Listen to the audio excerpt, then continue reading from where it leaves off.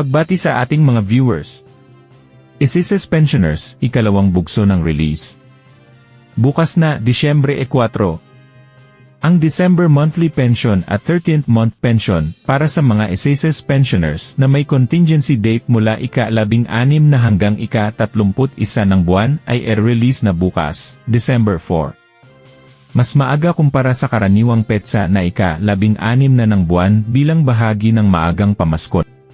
Para naman sa mga pumili ng 18th month pension lump sum, matatanggap pa rin niyo ang inyong 13th month pension bukas sa inyong ATM pension banks.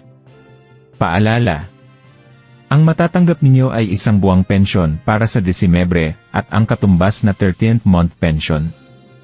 Wala pang ipinatutupad na pension increase.